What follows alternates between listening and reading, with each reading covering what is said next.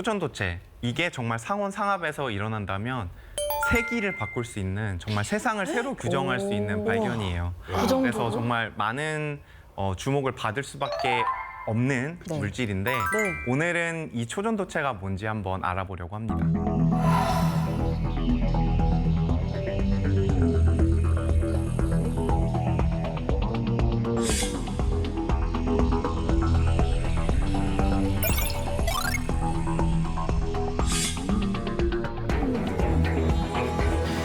국내 한 기업이 상온 초전도체를 만들어냈다고 주장해 전 세계 과학계가 술렁이고 있습니다.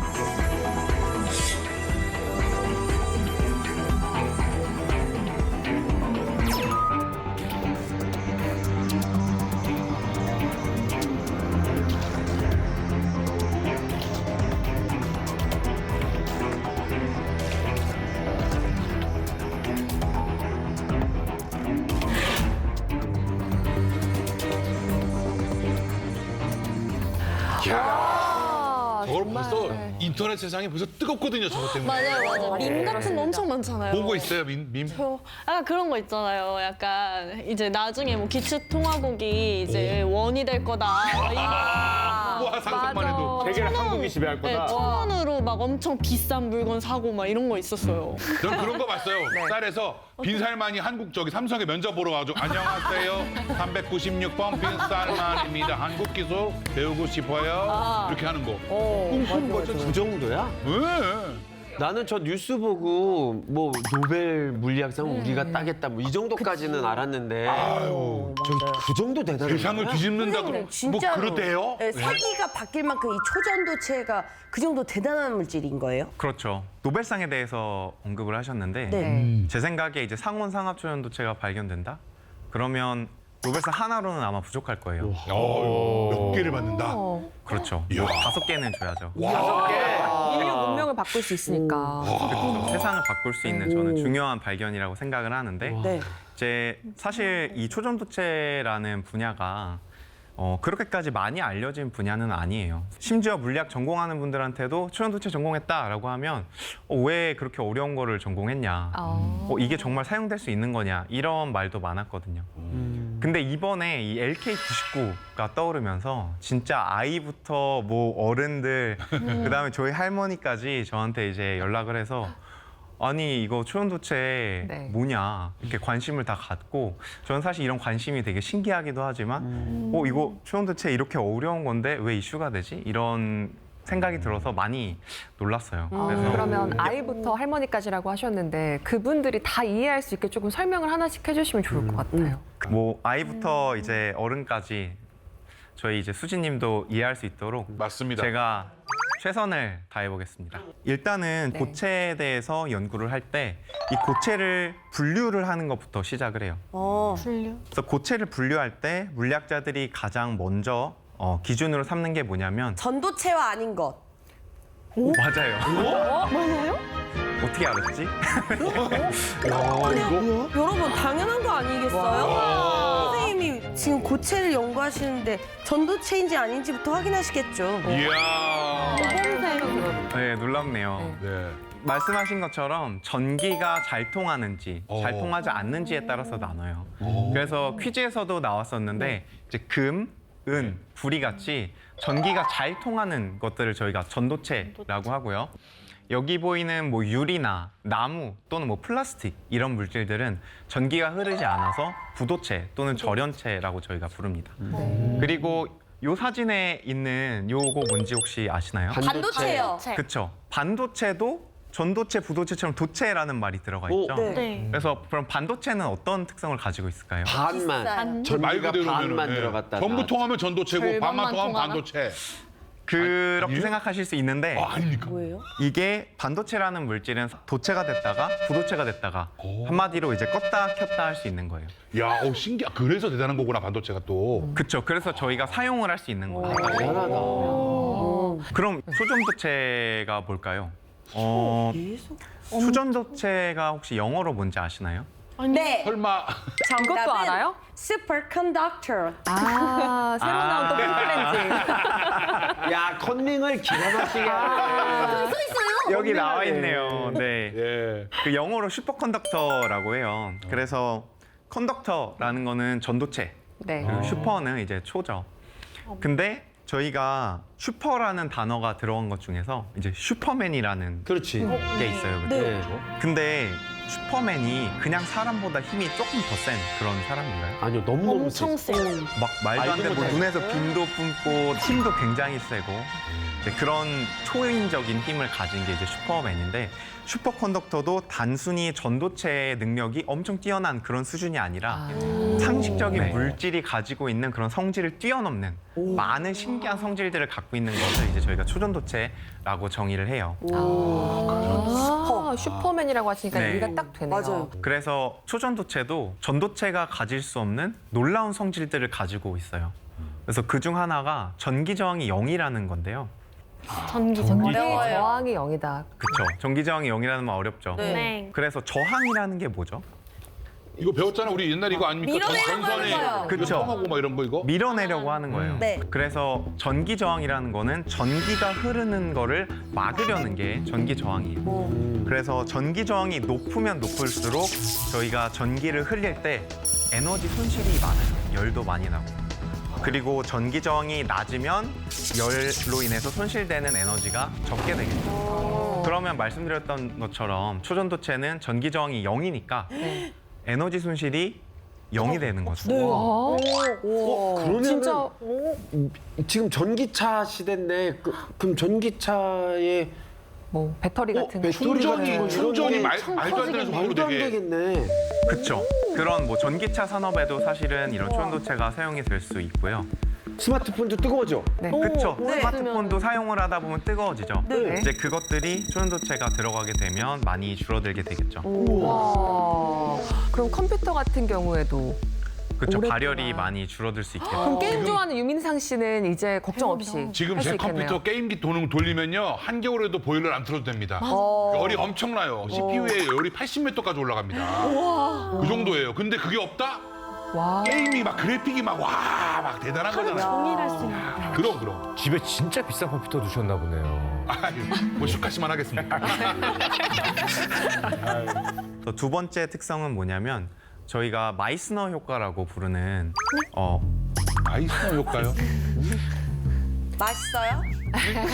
많이 실망하신 것 같은데 죄송합니다. 마이스너 효과 저희가 마이너스 효과까지만 알아요. 마이너스를 사실 되게 많이 잘못 알려져 있기는 해요. 근데 마이스너 효과입니다. 마이스너. 네, 정확한 이름은 마이스너 옥센펠드라고 부르고요. 그래서 마이스너라는 사람 그리고 옥센펠드라는 사람이 네, 발견을 해서 마이스너 사람 이름이구나. 효과라고 합니다. 아, 형님 두 많이 분이 합치셔서? 지금 보시는 영상은 이제 저온에서 초전도체가 떠오르는 모습인데요. 잘 보면 희한하다. 그렇죠. 초전도체 위에서 이제 자석이 공중에 떠 있죠. 그래서 이게 초전도체의 특징인 이제 마이스너 효과 때문에 일어나는 현상입니다. 저게 영하 몇백 도가 되면 저렇게 되는 거예요. 되게 타보고 싶다. 이 마이스너 효과는 초전도체의 반자성 특성 때문에 나타나는 현상이에요. 그래서 반자성이 뭘까라고 이제 생각을 할 수 있는데 이제 어떤 물질에 우리가 자석을 대면 보통 어떻게 되죠? 달라붙. 달라붙죠. 네. 그렇죠? 근데 반자성체 같은 경우는 우리가 자석을 갖다 대면 밀려납니다. 그래서 마치 저희가 막대 자석으로 같은 극을 서로 가져다 대면 밀어내죠. 네. 그래서 그런 현상이 이제 이 물질에서 일어나는 거죠. 아 보통은 우리가 쇠에다가 자석이 되면 탁 붙어서 재밌다는데 이건 그냥 쇠인데 자석인데 밀려나는 자석이 있는 건가요? 그렇죠. 밀려나는 물질인 거죠. 자석에 붙지 않게. 오, 희한. 그래서 이제 초전도체를 자석에 대면 서로 이제 밀어내는 힘이 있기 때문에 공중에 뜨게 되는 건데요. 갑자기 이 얘기 나오니까 깜짝 놀랐는데 얼마 전에 초전도체를 검색했는데 저희 KBS 스펀지에서 한 15년 전쯤에 저 유민상을 초전도체로 띄운 적이 있거든요. 그거 잘해하면 갑자기 다시 나왔더라고. 도전하겠습니다. 시작. 과연 어떻게 될까요?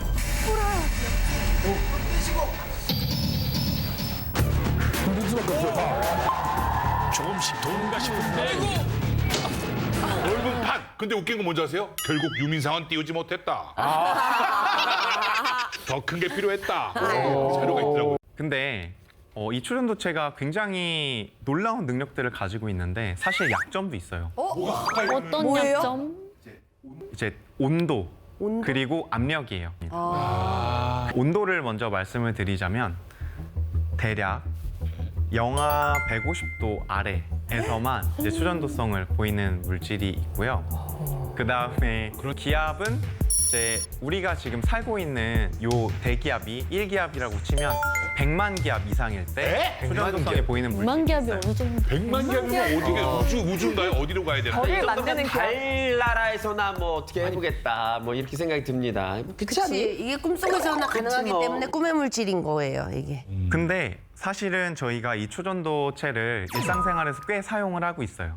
어? 지금요? 어디서요? 네, 지금도 열심히 사용하고 있어요. 지금 초전도체를요? 병원에 가서 네. 보시면 이 초전도체를 사용하는 거를 보실 수 있어요. 아, 병원에? 네. 의사 선생님이 떠 계시나? 수술하실 때 붕 떠서 위에서. 그런 거는 아니고 MRI라는 네, 여기 보이시죠? 네. 그 MRI 장비 안에 MRI 이렇게 동그랗게 생겼잖아요. 네. 저 내부에 이렇게 전자석이 들어 있는데 저 우와. 안쪽의 경우는 아마 영하 260도 그 아래로 이제 더 내려주는 냉동기를 사용을 하고 있어요. 그래서 아무리 밖이 덥고 뭐 병원이 한 10도 정도 된다고 해도 이 MRI 설비 안에는 굉장히 극저온으로 유지가 되고 있어요. 그래서 저 기계가 비싸구나. 굉장히 비싸죠. 시리라는 곳에서 네. 물리학계의 파란이 또 일어나요. 바로 이분들인데요. 배드노트 그리고 뮬러라는 이제 두 물리학자 분들이 네. 그때 당시까지 초전도체 한계로 알려져 있던 온도를 뚫어요. 그래서 영하 243도 네. 정도로 알려져 있는데 네. 5도 높여서 영하 238도. 어. 이게 에서 의미가 있나? 근데 이거는 사실 그거랑 비슷한 거예요. 벼룩이 어떤 병에 뚜껑이 있으면 그만큼밖에 못 뛰잖아요. 네. 근데 뚜껑을 벗겨주면 마음껏 뛸 수 있죠. 네. 이 5도의 차이가 이 뚜껑을 벗겨준 거예요. 그 완전 벽이었던 거예요? 그렇죠. 한계를 그러니까 다른 이제 물리학자들이 이거랑 비슷한 물질을 만들어야겠다 해서 조성을 조금씩 바꾸고, 그러니까 재료를 살짝 바꿔서 했더니 쭉쭉쭉쭉 온도를 더 올릴 수 있었던 거죠. 그리고서 쭉쭉쭉쭉이라고 하셨는데 지금 그래서 더 올라갔습니까? 그 그렇죠. 이후로? 더 올라갔다는 얘기죠. 그 뒤로 쭉쭉쭉쭉 올라가서 약 영하 150도까지. 영화 많이 올랐다. 그래서 이 군의 이 물질군을 저희가 고온 초전도체라고 불러요. 그럼 초전도에서 이 고온이라는 거는 상대적인 온도예요. 상대성 이론 아시죠? 아인슈타인 우유는 아는데 아유, 상대성 공부 좀 이론은 하셔야지. 이게 보니까 그 고온이라고 할 때 우리가 흔히 생각하는 뭐 70도, 80도, 100도 넘는 이런 온도가 아니라 네. 저는 막 완전 200도 또 영하에서 위에인 줄 알았어요. 영하에서 벌어진 일이네요. 좀 상대적인 개념이네요. 그렇죠. 근데 그만큼 사실 이 초전도체의 온도를 올리기 어려웠다는 거예요. 그래서 이렇게 우리가 생각하기에는 낮은 온도인데도 초전도를 연구하는 학자들 입장에서는 엄청나게 고온인 거죠. 그리고 아까 5도 올린 게 뭐가 대수냐라고 말씀을 하셨는데 이 5도 올렸다, 이 물질로 5도 올렸다고 발표했을 때 아무도 안 믿었어요, 처음에는. 말이 되는 손으로 소리를 해라. 어려워. BCS 이론 있는데 이게 어떻게 올리냐. 딱 거기까지가 학수로 정해져 있는데 그렇죠. 딱 정해져 있는데. 근데 이 물질들, 고온 초전도체라고 하는 물질들은 구리라는 그리고 산소 이 두 가지가 포함이 돼 있어요. 그래서 구리계 초전도체라고도 부르는데 만드는 방법이 어렵지 않아요. 그래서 이분들이 만드는 방법을 공개를 하고 전 세계에서 또 재현을 했어요. 그래서 이제 재현이 됐고 사실로 받아들여졌죠. 와, 약간 그럼 이 정도의 연구 실적이면 이분들도 무슨 노벨상을 탔나요? 그럼요. 우와. 이분들은 정말 놀랍게도 이 물질을 발견하고 네. 얼마나 임팩트가 있었는지 그 다음 해에 노벨상을 받아요. 이야. 바로. 네, 바로 그 다음에 받았어요. 그렇다 보니까 학계가 열광의 도가니 있어요. 그래서 어느 정도냐면 여기 사진을 보시면 네. 이 사진이 전 세계 물리학자들이 3월에 매년 미국에서 모여서 회의를 하는 미국 물리학회의 모습이에요. 근데 굉장히 지금 사람이 많죠. 네. 마치 뭐 콘서트장 같은. 콘서트장 같죠. 네. 그러네요. 네. 앉을 곳이 없어 보여요. 앉을 곳이 없고 맞아요. 막 지금 다 바닥에도 많이 앉아 있고 와. 그랬다고 해요. 그래서 락 페스티벌을 방불케 해서 물리학계에서 부르기는 물리학계의 우드스탁이다. 와. 이렇게 부를 정도로 굉장한 인기를 끌었습니다. 와. 뭐 가수예요, 우드스타? 아니 세계에서 제일 재미없는 콘서트였을 것 같아요. 근데 물리학자들한테는 정말 막 신나게. 가슴 떨리는 흥미로운. 경험이었을 거예요. 야. 그래서 작은 방인데 당시에 2,000명의 과학자들이 참여했다고 하고요. 이 작은 방에. 크다 그렇게 되기 정말 쉽지 네. 않을 텐데. 와, 저기 한국에서도 가수. 그리고 너무 사람들이 열정적으로 질문을 하고 서로 디스커션을 해서 다음날 새벽까지 이게 안 끝났다고 해요. 와. 그래서 진짜 밤새 이 사람들이 토론을 한 거예요. 이거에 대해서. 와. 이게 얼마나 엄청난 흥분을 사람들이 한 거죠. 이야. 그래서 이제 새벽까지 자지도 않고 이야. 초전. 우리 쌤도 그러면 이런 콘서트 이게 지금 한다 그러면 달려가실 거예요? 이런 일이 일어났다고 네, 하면 만약에 또 뭐 발표한다 그러면. 당연하죠. 야, 그막 공부하는 사람들은 저런 게 재밌나 봐. 신기해. 아우, 난 저는 이렇게 이야기를 들으면서 너무 멋진 게 저 사람들이 진짜 물리학의 아이돌 아닙니까? 저분들이 저거를 하나하나 어떤 사실을 알아내기 위해서 얼마나 많은 밤을 지새고 맞아요. 노력하고 그렇죠. 끊임없이 포기하지 않고 도전하는지 네. 진짜 감동스럽네요. 맞아요. 그러니까요. 너무 존경. 저런 분들이 있어가지고 물리학자나 과학자들 되게 재미없게 생각을 했는데 이렇게 쭉 설명을 들어보니까 대단하신 것 같아요. 맞아요. 근데 놀라운 거는 이분들이 이렇게 열광적으로 반응을 얻었던 이 고온 초연도체는 아직도 또 설명을 못합니다. 지금 37년이 지났거든요. 그러니까 그 이론이 없다는 거죠. 왜 그런지. 이분들도 만들어 놓고 야 이거 된다. 근데 왜 되냐? 이렇게 된 거네요. 맞아요. 아. 희한하네. 왜안 되시고도 모르실까? 글쎄 그래도 놀라운 게 지금 5도 올렸다고 막 물리학의 우드스탁이다 하면서 막 콘서트장처럼 몰려서 막 노벨상 그 다음 해주고 와 하는 거잖아요. 네. 근데 우리 대한민국의 이번 LK99는 5도가 아니라 지금 상온이니까 네. 실제로 지금 이 온도에서도 될 수 있고 그거를 대한민국에서 만들었다고 하니까 이렇게 열광적인 거 아니겠습니까? 그쵸. 논문을 읽어보면 섭씨 100도씨까지 초연도 현상이 일어난다고 해요. 0에서 100도씨까지요? 네. 그러면 물 끓는 점까지 네, 한다는 끓는 점까지 또 일어난다고 어디에서 하니까 만들었어요? 굉장한 발견인 거죠. 너무 놀라운 발견이니까 사실은 사람들이 믿기 어려울 수밖에 없고 그리고 학계에서 더 확실하게 검증을 할 필요가 있는 거죠. 네. 네. 근데 쌤 제가 요즘에 분위기를 살짝 보니까 조금 회의적으로 보는 시선들이 좀 많은 것 같더라고요. 네, 사실 뭐 물리학자나 연구자의 입장에서 이 LK99를 발표한 논문을 실제로 이제 읽어보시면 네. 이런 굉장한 발견이라고 이제 주장을 하는 것에 비해서 증거나 또 데이터나 아니면 논문의 그런 질들이 많이 빈약한 부분들이 있는 거죠. 그 중에 하나가 이 자화곡선이 빠져 있어요. 자화, 곡선? 네, 자화곡선. 자화자찬. 뭐 무슨 뜻인가요? 이 자화곡선이라는 거는 이 물질의 자기적 성질을 뜻하는 거예요. 자기적 성질이라는 게 뭐냐면 저희가 자석들이 보통 자기적 성질을 가지고 있거든요. 얼마나 자석화되느냐 뭐 이런. 그렇죠. 얼마나 자석과 같은 성질을 보이느냐 또는 얼마나 자석과 반대되는 성질을 보이느냐 이런 것들을 보일 수가 있어요. 네. 그래서 요 자화곡선을 보시면 요게 이제 초연도체의 자기적 특성을 꼭 보여야 하는 그래프인데 네. 뭐 논문이나 이런 곳에서는 빠져 있어요. 이걸 안 한다. 그래서 이 부분이 굉장히 핵심적인 내용인데 요 삼각형 모양의 그래프가 네. 사실 마이스너 효과를 데이터로 보여주는 그런 그래프예요. 이게 빠져 있다는 게 그러니까 그만큼 설득력이 떨어진다. 그렇게 보시는 거군요. 그쵸. 그리고 이게 이제 지난 7월에 올린 LK99 시연인데요. 이 영상을 보면 공중에 완벽하게 떠 있지 않고 오른쪽이 붙어 있는 거를 볼 수가 있어요. 네. 그리고 아까 말씀드렸던 대로 초전도체라는 거는 저항이 0으로 떨어져야 되는데 이제 논문에서 보면 저항이 완전히 0으로 떨어지지 않아요. 그래서 그 부분도 조금 회의적인 그런 반응을 불러일으키는 원인 중 하나라고 봅니다. 아니 쌤 근데 과학 논문이라는 게 결국에는 이 LK99가 주장하는 현상을 누구나 뭐 따라만 하면은 똑같이 볼 수 있어야 되는 그런 거잖아요.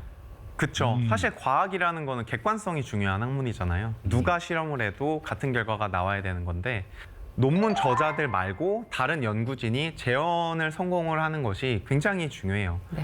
그래서 LK99 논문을 보시면 이걸 어떻게 만드는지 레시피가 상세히 나와 있어요.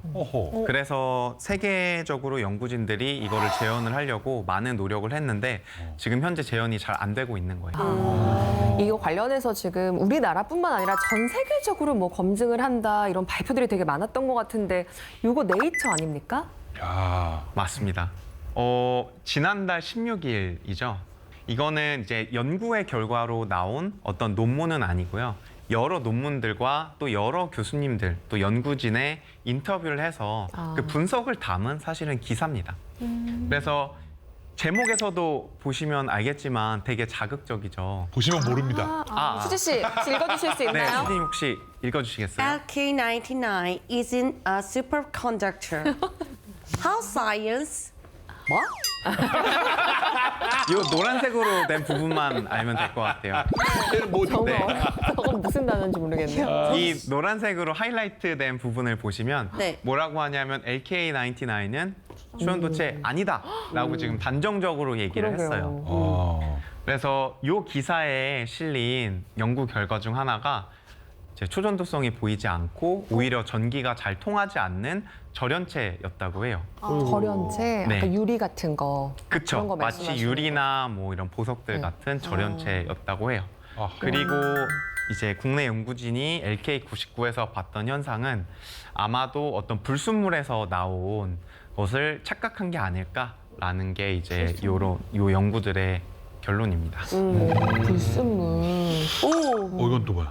저게 이 영상은 미국 하버드 대학교 연구진이 인터넷에 올린 영상이에요. 네. 그래서 데릭 반 게네프라는 이제 박사님이 재현 물질을 가지고 같은 실험을 했는데 LK99가 아니라 그냥 자석을 잘라서 저렇게 올려놔도 마치 LK99에서 보였던 그런 공중부양과 비슷한 그런 모습을 보인다고 지금 하는 영상입니다. 그럼 자석일 확률이 높다 이렇게 그렇죠. 보시는 마치 강자성체, 자석을 저희가 강자성체라고 하거든요. 네. 그래서 이 물질은 초전도체가 아니라 강자성체의 가능성이 있다고 말을 했어요. 그래서 한마디로 말하면 LK99가 초전도체가 아닐 가능성이 있다는 거죠. 근데 쌤 그러면 쌤이 해주신 이야기들을 다 들어보면은 과학계에서는 지금 회의적인 반응이 굉장히 많잖아요. 그럼 결론적으로 LK99는 초전도체가 아니라는 이야기일까요? 아직 최종 결론이 난 거는 아니에요. 그래서 이제 현재 LK 검증위원회가 생겼는데요. 미국이나 뭐 유럽이나 중국 등 뭐 해외에서도 많은 검증을 하고 있지만 한국에서도 독자적으로 이런 현상을 검증을 하고 있어요. 그래서 교차 검증이나 국내에서 재현이 완료될 때까지 아직은 결론을 낼 수 없다는 입장이에요. 그래서 굉장히 신중하게 이런 결론을 내리는 거에 대해서는 왜냐하면 사실 과학이라는 게 저희가 검증에 시간이 걸릴 수도 있는 거기 때문에 아직까지는 좀 신중한 모습을 보이고 어쨌든 간에 초전도체가 정말로 좀 실용화되면 어떤 일이 펼쳐지는 건가요? 저희가 너무 궁금한데. 그래서 상온 초전도체가 상용화가 되면 초전도 케이블을 활용을 해서 전기를 뭐 송전을 한다든지 이런 것들이 완전히 시스템이 바뀌게 될 거예요. 왜냐하면 저희가 뭐 전기적 손실을 최소화하기 위해서 고전압을 사용을 하는 거거든요. 뭐 그렇게 고전압을 사용할 필요가 없을 수도 있고요. 그러면 이제 탄소 중립 안 해도 되는 거 아니에요? 에너지 초절전이네. 얼마나 그 자동차 충전 뭐 10시간 한다. 이거 뭐 얼마나 걸리고. 속도의 측면이라기보다는 열로 인해서 불필요하게 손실되는 에너지를 줄일 수 있는 거예요. 그게 약 연간 한 1조 원 정도 된다고 하거든요. 컴퓨터만 해도 쿨러가 엄청 들어가는데 그게 다 필요 없는 거 아닙니까? 그쵸. 와, 쿨러가 뭐 필요해야 할 수는 있지만 수가 뭐 적어지겠고요. 확 줄고. 그다음에 송전 과정에서 잃는 것도 그렇지. 이제 없어질 테고. 그다음에 저희가 MRI에 사용하는 초전도체 이런 거 만들려면 굉장히 어렵거든요. 왜냐하면 초전도체를 넣고 이 주변에 또 냉매, 액체 헬륨 이런 걸 채우고 네. 열이 못 빠져나가게 막고 이 과정들이 굉장히 어려워요. 돈도 많이 들고 에너지도 많이 들고. 비싸잖아요. 근데 이 과정들을 아주 간결하게 만들 수 있기 때문에 MRI 같은 의학적인 영상 기술들을 사용을 하는 것도 간편해지고 성능도 좋아지고요. 저희가 이런 진료를 받는데도 저렴해질 거예요. 네. 아니 쌤 저희가 영화에서 보는 왜 영화 자동차들 SF 자동차들 보면 약간 떠서 가잖아요 도로에서 자동차들이 또 날아요. 이렇게 막 빌딩 옆으로도 막 이렇게 올라가고 차들이 그쵸. 뭐 이런 거 되지 않겠습니까? 그것도 이제 어느 정도는 초전도 현상을 사용한 그런 이제 상상이라고 저는 생각을 해요. 그래서 어떤 운송이나 이런 분야에서도 초전도체가 분명히 사용될 수 있고요. 그래서 쌤 그러면 아까 실험할 때 보니까 이렇게 싹 밀었더니 이렇게 막 돌잖아요. 네. 그렇게 갈 수 있는 거예요? 그게 이제 자기부상 열차가 되는 거죠. 그래서 이제 열차를 가볍게 밀어주면 부산까지도 갈 수 있는 거죠. 마찰을 잘 막아준다면 공기와의. 그래서 예를 들어 이런 자기부상 열차가 만들어지면 뭐 서울 부산 사이를 1시간 미만으로 빠르게 다닐 수가 있을 거고요. 그 다음에 뭐 이 외에도 배나 아니면 비행기 네. 이런 제트 엔진에도 요 초전도체가 사용이 될 수 있고요. 아, 그런 세상도 항상 꿈꿔왔거든요. 그런 호버보트 타는 세상도 그렇고 저 같은 경우는 아까부터 계속 컴퓨터요? 아주 놀라운 컴퓨터가 엄청난 냉각기를 쓰는 걸 내가 알고 있거든. 예, 아마 양자 컴퓨터. 와, 그렇죠. 양자? 확실히 게임을 좋아하셔서 그런지 컴퓨터나 이런 정보에 대해서 잘 알고 계시죠. 저게 와야 돼요. 그렇죠. 이게 이제 지금 양자 컴퓨터인데 이게 구글이 개발한 양자 컴퓨터인 시카모예요. 와, 뭐 뇌같이 생겼네요. 양자 컴퓨터. 그렇죠. 굉장히 복잡하게 생겼죠. 네. 근데 사실 얘는 양자 컴퓨터를 뜯어서 내부를 보여준 거예요. 그래서 이 양자 컴퓨터 안에는 초전도체가 들어가 있기 때문에 이 컴퓨터 자체를 전체를 이제 냉동기 안에 집어 넣어서 작동을 시켜야 돼요.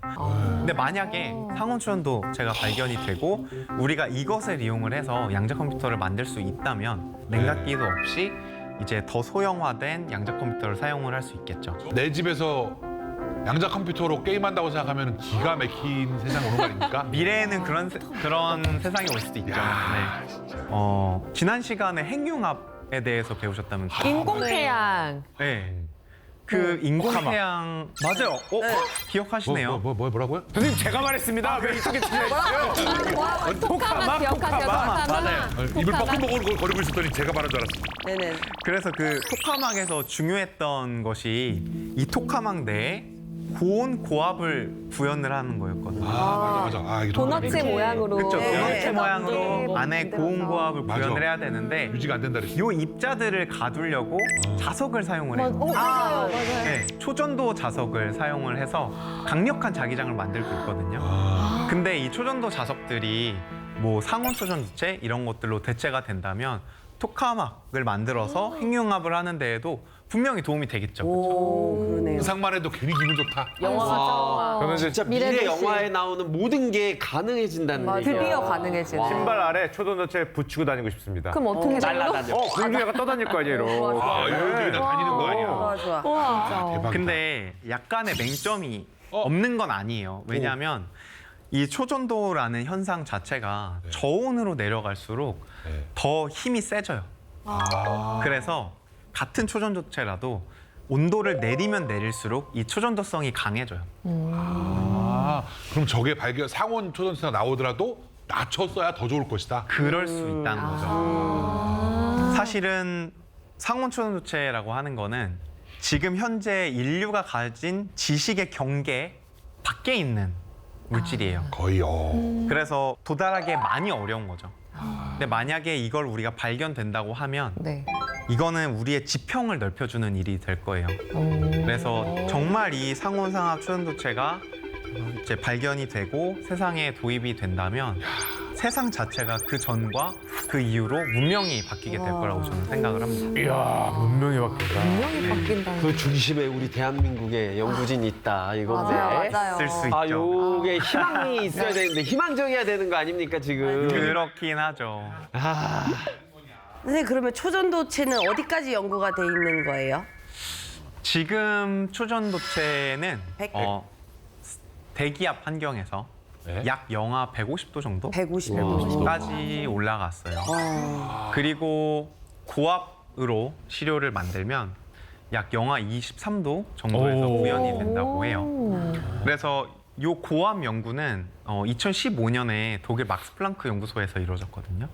그래서 이제 황화수소라고 하는 그 계란 썩은 내 나는 오, 냄새, 네네네네. 그 냄새 나는 황화수소. 기체 있어요. 네. 그 기체를 고압으로 막 눌러서 고체로 만들면 요 물질이 영하 한 70도 정도에서 초전도체가 된다는 거를 확인을 했거든요. 그리고 란탄 하이드라이드 어렵죠? 네. 수소랑 네. 란타늄이라는 어떤 네. 금속을 막 조합해서 만든 물질인데 이 물질 같은 경우도 뭐 167만 기압의 고압 조건으로 놓으면 요게 이제 영하 23도 정도에서 초전도성을 보인다고 해요. 근데 순수하게 드는 궁금증인데 네. 도대체 160만 기압 이런 거는 어떻게 만드는 겁니까? 1기압도 아니라 160만이면은 이걸 어떻게 그쵸, 꽉꽉 눌러야 되잖아요. 뭘로 누르나요? 뭘로 이걸 눌러요? 그러면 올라가. 여러분이 알고 있는 물질 중에서 가장 강한 물질이 뭐예요? 압력밥솥. 다이아몬드. 정답. 뭐야? 다이아몬드예요. 아 다이아몬드로 누르면 네. 공기가 눌려져요? 다이아몬드 사이에 기체를 채워놓고 그 사이를 이렇게 꽉꽉 눌러서 만듭니다. 상상도 안 되네요. 상상도 안 돼. 다이아가 엄청 들어도 많이 뭐 필요해요. 다이아몬드 사이에 기체를 넣어서 그걸 누른다니. 와. 대단한 거다. 쌤 이게 이론이 없어서 그런지 무슨 해안가에서 손으로 바늘 찾는 것처럼 그러니까. 네. 이거 되나 해보고 이거 되나 해보고 약간 이런 느낌이 좀 있네요. 그렇죠. 그런 면이 없지는 않아요. 왜냐하면 완전히 정립된 이론이 없기 때문에 그렇게 조금 눈 감고 뭐 바늘을 찾는 그런 식의 연구라고 생각하실 수 있는데 사실 물리학자들이 물질의 특성에 대해서 어느 정도 알고 있는 지식이 있기 때문에 그거를 활용을 해서 어느 정도의 방향성은 있어요. 특히 이 고압에서 되는 초전도체 같은 경우는 물질에 가벼운 원소가 들어가면 초전도 온도가 높아진다라는 원리가 있어요. 그래서 아까 이제 란탄 하이드라이드라는 물질은 수소랑 란타늄을 합쳤죠. 네. 근데 원소 중에 제일 가벼운 게 뭐죠? 수소. 그쵸. 그래서 수소를 넣어서 고온에서 작동하는 영하 23도지만 그런 초전도체를 만들 수 있었던 거죠. 그래도 너무 어렵지만 계속 이렇게 하다 보면 언젠가는 도달을 맞아요. 할 수 있을 것 같은 또 맞아요. 희망도 생깁니다, 오늘. 그쵸. 희망이 없는 것보단 있는 게 낫죠.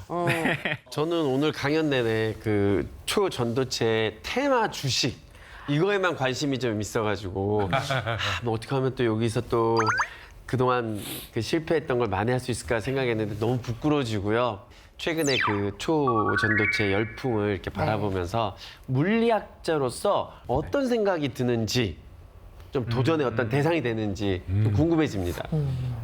저는 사실 이제 제가 전공한 분야가 사실 굉장히 마이너해요. 이 초전도체라는 분야가.